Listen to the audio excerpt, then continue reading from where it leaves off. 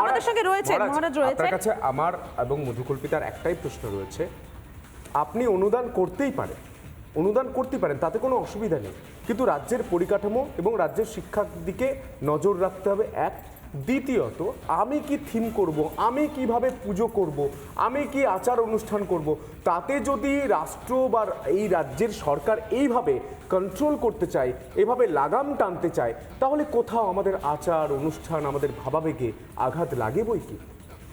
প্রথমেই যেটা বলবো যে পশ্চিমবঙ্গে হিন্দুদের ওপর একটা অলিখিত এমার্জেন্সি জারি হয়ে গেছে, এমনভাবে চলছে যেখানে হিন্দুদের পক্ষে বসবাস করা আর আগামী 5 বছরের মধ্যে সম্ভবপর হবে না।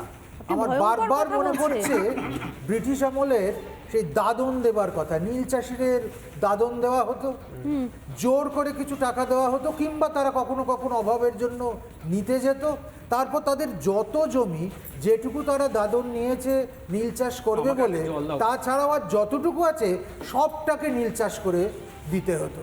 এখন ঠিক সেই রকম হচ্ছে, এই অনুদানটা অনেকটা দাদনের মতো হয়ে গেছে, এটা নিতে হচ্ছে এবং তারপর সারা দিন ধরে নির্দিষ্ট ক্যাসেট আসছে, সেটাকে বাজাতে হচ্ছে, নির্দিষ্ট শ্রীর কথা বলতে হচ্ছে।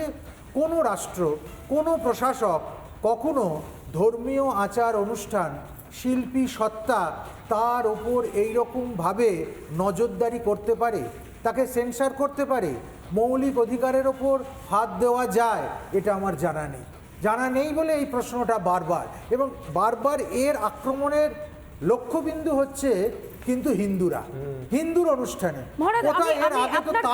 আপনার কাছে আমার একটা ছোট্ট প্রশ্ন, দেখুন এই দুর্গাপুজোর সঙ্গে আমরা ছোটবেলা থেকে, আমি সন্তু, আমরা প্রত্যেকেই যারা এখানে স্টুডিওতে রয়েছেন, রাজুবাবু, শতরূপাদি, রাজাগোপাল বাবু, প্রত্যেকের সঙ্গে দুর্গাপুজোর একটা আলাদা সেন্টিমেন্ট জড়িয়ে রয়েছে। আমরা সারাটা বছর অপেক্ষায় থাকি, মানে বাঙালির শ্রেষ্ঠ উৎসব কখন আসবে, নতুন জামা কাপড় পরে একদম আনন্দে হই হুল্লোড়ে মেতে উঠবো। কিন্তু এই মুহূর্তে দেখা যাচ্ছে দুর্গাপুজোকে নিয়ে যেভাবে একটা বলা যেতে পারে একটা টানাপোড়েন চলছে, সেটা কোথাও কি প্রচন্ড খারাপ লাগা তৈরি হচ্ছে আমাদের মতো বাঙালিদের কাছে। দুর্গাপুজোকে কেন্দ্র করে একটা নোংরা রাজনীতি শুরু হয়ে গেছে, একটা চরম নোংরামি শুরু হয়ে গেছে, এবং এই বিষয়টাকে হোস্ট করছেন, এই বিষয়টাকে নিয়ন্ত্রণ করছেন বিশেষ কেউ। আমি আসবো আপনার কাছেও আসবো। দেখুন 70,000 অনুদান ছিল, সেটা বেড়ে হঠাৎ করে হয়ে গেল 85,000 টাকা। আর শুনতো আমরা মাঝে মধ্যেই শুনতে পাই রাজ্যের মুখ্যমন্ত্রী, রাজ্যের প্রশাসনিক প্রধান মমতা বন্দ্যোপাধ্যায় বারবার তিনি বলেন এই রাজ্যটা নাকি ঋণে চলছে, এত ঋণের বোঝা নাকি বাম সরকারের আমল থেকে রয়েছে যে তারা কার্যত আর পেরে উঠছে না। তাহলে এই অনুদানগুলো আসছে কোথা থেকে বলুন তো? হ্যাঁ দেখুন, মানে 2-3টে কথা বলি, তারপরে আমি এটা যাচ্ছি। যে টাকাটা খরচা হয় প্রায় 400, হয়তো 400 কোটি কি 500 কোটি, 450 কোটি এক্স্যাক্ট, হ্যাঁ, সেই টাকা দিয়ে একটা শিল্প করা যেত, প্রত্যেক বছর নতুন করে শিল্প, চাকরি সন্ধান হতে পারতো, বা ইন্টারন্যাশনাল স্ট্যান্ডার্ডের রিসার্চ সেন্টার করা যেত। R&D এখন সবচেয়ে বেশি ইম্পর্টেন্ট, যে আমাদের অর্থনীতি দিয়ে আমরা ডেভেলপমেন্ট করতে চাই, R&Dতে জোর দিতে হবে, এগুলো করা যেতে পারত। 400-450 কোটি টাকা দিয়ে আমরা ভারত সরকার চন্দ্রযান মুভ করেছিল, এগুলো করা যেতে পারত। কিন্তু আমি এই টাকা খরচা করছি, হ্যাঁ যেত, যদি খরচা করতো, যদি মানে জনগণের টাকা জনগণের কাজে লাগবে, সেইটাই মনে হতো, মানে রাজ্যের উন্নয়নের সাথে। কিন্তু কি খরচা হচ্ছে, যাদেরকে দেওয়া হচ্ছে ক্লাবগুলো, এগুলো টাকাগুলো অধিকাংশই দেখা যাবে যে মানুষের হই হুল্লোড় আমোদ প্রমোদে খরচা হবে, এবং তাদেরকে ভুলিয়ে রাখা, সমাজের যে সমস্যাগুলো আছে সেখান থেকে ভুলিয়ে রাখা, এবং তাদেরকে বারবার মনে করিয়ে দেওয়া বছরে বছর ভোট আসবে, তোমাকে ওই ভোটের সরকারের হয়ে কাজ করতে বা রুলিং পার্টির হয়ে কাজ করতে, এটাই হচ্ছে মুখ্য উদ্দেশ্য। এখন আপনি যে প্রশ্নটা করলেন টাকাগুলো কোত্থেকে আসে, দেখুন মানে পশ্চিমবঙ্গ সরকার যা বাজেট মোটামুটি কত কয়েক বছর ধরে পেশ করছে, তাতে দেখা যাচ্ছে 70-80 হাজার কোটি টাকা সরকারের নিজস্ব আয় বছরে, 70 থেকে 80 হাজার কোটি টাকা সরকারের যে সমস্ত ট্যাক্স আছে সেখান থেকে, এবং কেন্দ্রের থেকে যে শেয়ার আমাদের সংবিধান অনুযায়ী একটা কেন্দ্র যে আয় করে তার শেয়ার দিতে হয়, শেয়ার এবং গ্র্যান্টস আছে, সেটা নিয়ে 70-80 হাজার কোটি টাকা সেখান থেকে আসে। মানে রাজ্যের আয় মাত্র 70 থেকে 80 হাজার কোটি টাকা, আর রাজ্য খরচা করে 2 লক্ষ টাকা, আর বাদবাকিটা আসে হচ্ছে মার্কেট লোন, বাজার থেকে লোন নিয়ে।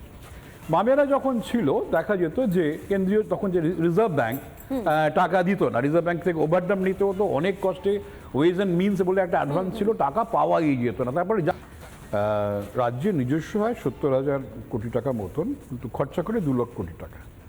তার অর্ধেক দেয় মানে 30%, ঠিক 30% কেন্দ্র থেকে আসে আর 30% বাজার থেকে লোন। এই বাজার থেকে লোন করতে করতে সেটা 7 লাখ কোটি টাকা ছাড়িয়ে গেছে। 7 লাখ কোটি টাকা মানে হচ্ছে প্রায় 80 বিলিয়ন US ডলার। আমরা দেখেছি শ্রীলঙ্কা প্রায় 8-10 বিলিয়ন ডলার জোগাড় করতে পারেনি, দেশটা দেউলিয়া হয়ে গেছিল। শ্রীলঙ্কা 2 কোটি পপুলেশন, পশ্চিমবঙ্গে 10 কোটি পপুলেশন, কি মারাত্মক মানে খেলা চলছে এখানে, আমরা সেটা দেখতে পাচ্ছি। যাই হোক, তো এটা পরিষ্কার যে সরকারের রাজ্যের প্রতি কোনো ভবিষ্যতে কোনো ইয়ে নেই, পরিকল্পনা নেই, মানুষের ভবিষ্যৎ নিয়ে পরিকল্পনা নেই। বর্তমানটাই তার আনন্দ হইহুল্লোড় করে থাকুক।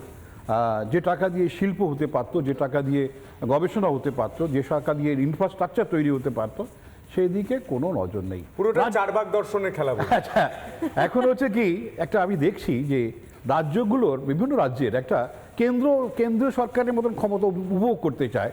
যেমন কেরালা সরকার ফরেন সেক্রেটারি নিয়োগ করে দিল, এটাও তাই। খেয়াল রাখতে হবে যে যখন রিপাবলিক ডে প্যারেড হয়, প্যারেডে যে সমস্ত ফ্লোটগুলো যায় বিভিন্ন স্টেটের, কেন্দ্রীয় সরকার আগে থেকে বলে তোমাদের পরিকল্পনাগুলো জানাও, যে আমরা জানতে চাই, কেননা ভারতবর্ষের সামগ্রিক পরিকল্পনার সঙ্গে সারা বিশ্ব দেখছে, আমরা সেটা সামঞ্জস্যপূর্ণ দেখবো। এটাও তাই, এই দুর্গা পূজা, রাজ্যে তো সে ক্ষমতা নেই, দুর্গা পুজোয় কি হবে, কি থিম হবে, সব জানতে হবে। কেন্দ্রের মতন অধিকারটা আমাকে থাকতে হবে। আমি মহারাজের কাছে আছি। মহারাজ, একটা পুজো নিয়ে এত আলোচনা হচ্ছে, দুর্গা পুজো বাঙালির শ্রেষ্ঠ পুজো, কোথাও গিয়ে সেটার মধ্যে রাজনীতির রংটাও লেগে যাচ্ছে। সত্যি আজকে আমি সন্তু, আমরা আজকে এই শোটা করছি, আমাদের নিজেদেরও খুব খারাপ লাগছে, ভাবতেও অবাক লাগছে যে একটা এত বড় শ্রেষ্ঠ উৎসব, যে উৎসবটা একটা স্বীকৃতি পেয়েছে, সেই উৎসবকে নিয়ে রাজনীতির আঙিনায় চলছে টানাটানি। এবছর যখন দুর্গাপুজোয় সময় নিয়ে একটা বিভ্রাট আছে, একদম পঞ্জিকা নিয়ে সংকট আছে, হ্যাঁ, দৃক সিদ্ধান্ত মত, সূর্য সিদ্ধান্ত মতের মধ্যে অনেক তফাৎ হয়ে গেছে। অষ্টমী পুজোর জন্য অতি সামান্য সময় পাওয়া যাচ্ছে, তার মধ্যে কি করে বড় পুজোটা করা যায়, সাধারণ মানুষ কি করে পুষ্পাঞ্জলি দিতে পারে, অর্থাৎ দুর্গাপুজোকে কেন্দ্র করে যে ধর্মীয় বাতাবরণ এবং তার জন্য উদ্ভূত যে তিথিগত জটিলতা, সেটা নিয়ে আমরা আলোচনা না করে দুর্গাপুজোকে কি করে রাজনীতিকরণ করা যায়, দুর্গাপুজোকে সামনে রেখে কেমন করে ভোটের রাজনীতি করা যায়, রাজনৈতিক ফায়দা তোলা যায়, নানানভাবে তাকে ডিস্টার্ব করা যায়, সেই ব্যাপারটা হচ্ছে বলে আমাদের সময় একদম শেষ।